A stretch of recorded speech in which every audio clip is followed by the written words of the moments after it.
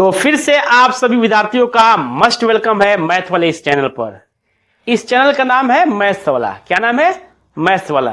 तो इसके पहले वाले क्लास में मैंने आप सभी विद्यार्थियों को प्रश्नावली 1.1 का क्वेश्चन नंबर 10 तक बता दिया था मैंने। आज जो मैं प्रश्नावली 1.1 के क्वेश्चन नंबर 11 बताने जा रहा हूं। 11 देखा जाए। क्वेश्चन इस प्रकार से है, सिद्ध कीजिए कि किसी समतल में स्थित बिंदुओं के समुच्चय में r बराबर दिया है p, q सच दैट, यानी कि q सच दैट का मतलब इस प्रकार है कि बिंदु p की मूल बिंदु से दूरी बिंदु q की मूल बिंदु के समान है। द्वारा प्रदत्त संबंध r एक तुल्यता संबंध है। पहला क्वेश्चन ये हो गया आपका 1 नंबर क्वेश्चन यहां से। फिर दूसरा जो क्वेश्चन शुरू हो रहा है आपका, पुनः सिद्ध कीजिए कि बिंदु P नॉट इक्वल टू 0,0 से संबंधित सभी बिंदुओं का समुच्चय P से होकर जाने वाले एक ऐसे वृत्त को निरूपित करता है जिसका केंद्र मूल बिंदु पर है। ठीक है, तो सबसे पहले हम लोग यहां तक इस क्वेश्चन को सॉल्व करेंगे, देन आफ्टर दूसरे क्वेश्चन को सॉल्व करें। तो देखा जाए तो मैंने क्या करेगा, माना कि O मूल बिंदु है। ओरिजिन को क्या मान लिया? क्या ओरिजिन मान लिया 0,0 मूल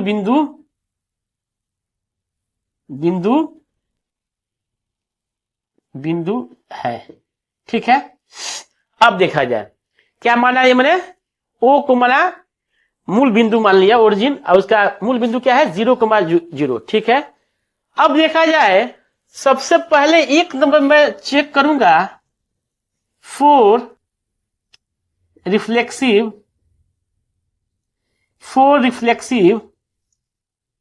रिलेशन। क्या चेक करूंगा बाबू? 1 नंबर में चेक करूंगा फोर रिफ्लेक्सिव रिलेशन, यानी कि सौतुल्य संबंध। क्या करूंगा चेक? सौतुल्य संबंध। तो कंडीशन देखिए क्या दिया है, बिंदु P की मूल बिंदु से दूरी और बिंदु Q की मूल बिंदु की दूरी दोनों क्या है, आपस में समान है। यानी जब O मान लिया मैंने, तो यानी कि दूरी लिखेंगे, दूरी OP इक्वल टू दूरी OQ लिखेंगे। पहले ध्यान दीजिएगा इस पर, घबराने की कोई बात नहीं है। मैंने क्या लिखा? OQ लिखा। ठीक ना, OP इक्वल टू क्या लिखा है? OQ। किसके कंडीशन से जी? ये जो दिया है। लेकिन रिफ्लेक्सिव रिलेशन में क्या होगा बाबू, ये दोनों आपस में इक्वल है, सही है। लेकिन रिफ्लेक्सिव रिलेशन में क्या होगा, समतुल्य संबंध में क्या होगा कि यहां से हम मिटाएंगे इसको भी क्या मानेंगे? OP। जाहिर सी बात है OP के हमेशा इक्वल रहेगा, एक समान दूरी होगी उसकी दोनों की, इसलिए दूरी OP इक्वल टू क्या लिखा? दूरी OP लिखा। अब दोनों क्या है, OP दोनों इक्वल है, तो इसका मीनिंग हुआ कि P, P belongs to this relation. इस रिलेशन में P, P है, सेम टू सेम है, इसलिए therefore this is reflexive relation. क्या होगा जी? ये रिफ्लेक्सिव आपका रिलेशन होगा। समझ में आया? मैंने क्या किया कि रिफ्लेक्सिव रिलेशन चेक करने के लिए दूरी OP इक्वल टू दूरी OP लिखा। क्या लिखा जी? दूरी OP इक्वल टू क्या लिख दिया? दूरी OP ले लिया। यानी दोनों दूरी आपस में क्या होंगे? समान होंगे। दोनों क्या होंगे? आपस में समान होंगे। जाहिर सी बात, मेरे बराबर मैं खुद अपने बराबर होऊंगा कि नहीं होगा? होगा, 100% होगा। मेरी हाइट मुझे 5 फुट 3 इंच है, तो मेरी सामने अगर पैरेलल किया जाए तो इक्वल होगा, तो 5 फुट 1 इंच 3 इंच रहूंगा मैं, यानी कि 10 इंच नहीं हो जाऊंगा। उसी तरह OP बराबर क्या होगा? इसमें OP होगा। इसका मीनिंग हुआ कि P, P क्या होगा? बिलोंग्स करेगा इस रिलेशन से। इसका मतलब हो गया बाबू कि दिस इज रिफ्लेक्सिव रिलेशन, यानी कि सौतुल्य संबंध हुआ। क्या हुआ? सौतुल्य संबंध हो गया। दूसरा हम लोग चेक करेंगे कौन सा रिलेशन? तो फोर सिमेट्रिक रिलेशन। क्या चेक करेंगे बाबू? Symmetric relation. तो आप लोग सोचते होंगे सर कि हिंदी में क्वेश्चन लिखवाते हैं, जवाब देते हैं इंग्लिश में, तो ये तो मजबूरी है मेरा हिंदी को लिखना। चाहते तो मैं इंग्लिश टू इंग्लिश ही पढ़ाते हैं आप लोग को, लेकिन इंग्लिश पढ़ना आप लोग को लाजिम है, पढ़िएगा तभी आगे बढ़िएगा। तो फोर सिमेट्रिक रिलेशन यानी कि सम्मिश्र संबंध क्या कहता है, उसके लिए चेक करूंगा कि P, Q belongs to relation. क्योंकि क्या है, P और Q की दूरी समान है, ये बिलोंग कर रहे हैं। इसका मीनिंग हुआ बाबू कि OP इक्वल टू क्या होगा जी, OQ होगा। इसका मीनिंग क्या हो, OP इक्वल टू OQ होगा। जब OP इक्वल टू OQ होगा तो 100% OQ बराबर भी क्या होगा, OP होगा। तो ये क्या हो जाएगा, OQ इक्वल टू OP भी होगा। समझ में आया? जब OP इक्वल टू OQ होगा तो OQ बराबर भी क्या होगा, OP होगा। यानी कि 5 इक्वल टू 5 होगा, यानी 5 इक्वल टू 4 होगा, तो सपोज कि 4 इक्वल टू भी क्या होगा, 5 होगा। 5 इक्वल टू 4 होगा तो 4 इक्वल टू भी क्या होगा, 5 होगा। समझ में आ रहा है? ये मत समझिएगा कि 5 इक्वल टू 4 सर बोल रहे हैं, ये समझाने के लिए आपको बोल रहा हूं बस। किसके लिए? समझाने के लिए। ये मान लिया कि मैंने आपको समझा दिया कि 5 इक्वल टू 4 होता है तो 4 इक्वल टू भी क्या होगा, 5। इसका मतलब नहीं कि सर बता रहे हैं कि 5 इक्वल टू 4 है, बस इस क्वेश्चन को मैं डील करने के लिए, समझाने के लिए आपको बता रहा हूं कि OP इक्वल टू OQ है तो OQ इक्वल टू क्या होगा, OP भी होगा। अब इसका मीनिंग हुआ सर कि Q, P belongs to this relation. इसका मीनिंग क्या हुआ जी, Q, P belongs to this relation. इसका मतलब हो गया कि ये क्या हो जाएगा, दिस इज सिमेट्रिक रिलेशन। क्या होगा बाबू, सिमेट्रिक रिलेशन होगा। क्या होगा, सिमेट्रिक रिलेशन, यानी कि सम्मिश्र संबंध हो गया। समझ में आ रहा है? समझ में आया कि नहीं? फिर से समझिए। फोर सिमेट्रिक रिलेशन इज सम्मिश्र संबंध के लिए P, Q बिलोंग्स कर रहा है। क्यों कर रहा है कि P और Q की दूरी क्या है, दोनों की समान है मूल बिंदु से। तो इसका मतलब हुआ कि OP इक्वल टू OQ। क्या हो गया वो, OP इक्वल टू OQ। अब क्या होगा, OQ इक्वल टू क्या हो जाएगा, OP होगा। इसका मतलब Q, P belongs to this relation. P और Q क्या कर रहा है, इस रिलेशन में बिलोंग कर रहा है, इसलिए दिस इज सिमेट्रिक रिलेशन। क्या है जी, दिस इज सिमेट्रिक रिलेशन।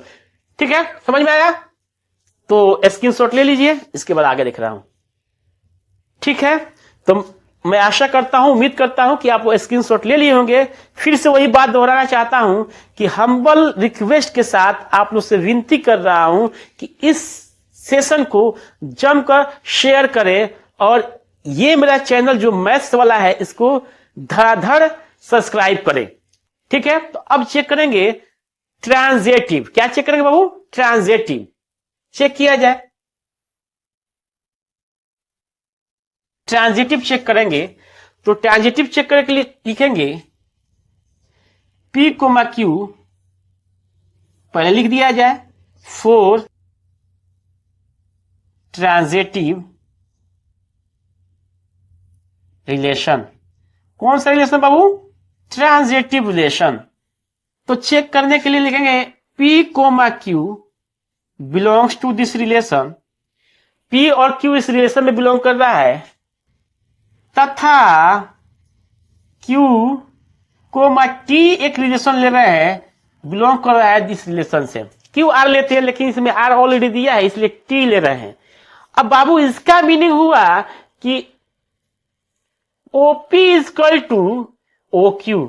इसका मतलब तथा इसका मीनिंग हुआ बाबू OQ इक्वल टू OT। ध्यान दीजिएगा, जब OP इक्वल टू OQ है, OQ इक्वल टू OT है, तो जाहिर सी बात है सर जी OP इक्वल टू भी क्या होगा, OT होगा। क्या होगा, OT होगा। तो लिखेंगे therefore OP equal to OT। अब इसका मीनिंग हो गया कि P, T also belongs to this relation। P, T भी इस रिलेशन में क्या कर रहा है, बिलोंग कर रहा है। तो चले बाबू P, Q और Q T लेकर आइए, PT लास्ट में लिया दिए, तो इसका मतलब क्या हुआ, दिस इज ट्रांजिटिव रिलेशन। यानी कि ये संक्रामक संबंध हुआ। क्या हुआ बाबू? संक्रामक संबंध हुआ। तब इसको लिखेंगे कि दिस इज ट्रांजिटिव रिलेशन। ये क्या हो गया बाबू? ट्रांजिटिव रिलेशन हो गया। अब देखिए, पहला मैंने साबित किया कि ये रिफ्लेक्सिव है, दूसरा साबित किया कि सिमेट्रिक है, और तीसरा साबित किया कि ट्रांजिटिव भी है। तो I have already told to you all guys, all student, कि जो तीनों कंडीशन को फुलफिल करता है उसको हम लोग क्या बोलते हैं? Equivalence relation. क्या बोलते हैं बाबू? इक्विवेलेंस रिलेशन, यानी कि तुल्यता संबंध। तो this is the equivalence relation. इससे क्या पता चल रहा है? क्या है ये? तुल्यता संबंध है। तो लिख लीजिएगा, आप लोग लिख लीजिएगा ना, छोड़ रहा हूं आप लोग के लिए, केवल लिखने के लिए। तो नेक्स्ट क्वेश्चन पर फिर चलेंगे, इसमें जो दिया है उसको देखेंगे हम लोग। एकदम प्यार प्यार से, आराम आराम से समझे, कोई दिक्कत नहीं होगी। अब देखिए, अब बोल रहा है कि P से दूरी मूल बिंदु को। सपोज कीजिए कि ये आपका एक समतल हो गया, मैंने 0 ले लिया, इस सर्किल किया। अब यहां से इसकी दूरी P है OP की, यहां से दूरी Q हो गया, तो जाहिर से तीसरा क्या हो जाएगा? यहां से ले लेंगे T। अब देखिए, ये मूल बिंदु आपका 0,0 है। क्या है? 0,0। इसकी दूरी और इसकी दूरी सब आपस में क्या होगा? समान होगा। तो इस पर सैकड़ों हम लोग क्या करें? ऐसा खींच दें, हजारों अरबों खरबों खींच दें ऐसी दूरी बनाकर, तो सबकी दूरी क्या होगी? समान होगी। जब समान होगी तो ये क्या हो गया? वृत्त के ये क्या होगी? परिधि हो जाएगी। क्या होगी? वृत्त की परिधि हो जाएगी। यही हम लोग को दिखाना है। बस फिगर को बना दिया जाएगा, दिखा दिया जाएगा, क्वेश्चन क्या होगा? सॉल्व हो जाएगा। क्या होगा बाबू? सॉल्व हो जाएगा। तो आज के लिए इतने ही काफी है। फिर मिलते हैं हम लोग कमर्शियल ब्रेक के साथ। जब तक के लिए जय हिंद, जय भारत। नए जोश और नए अंदाज में मिलेंगे 12वां क्वेश्चन में, और धूम मचा देना है इस साल में। अगले साल के लिए तैयारी करना है ऐसे कि जीत 100% मैथ वाले चैनल का हो। किसका हो? मैथ वाला चैनल का। जब तक के लिए जय हिंद, जय भारत।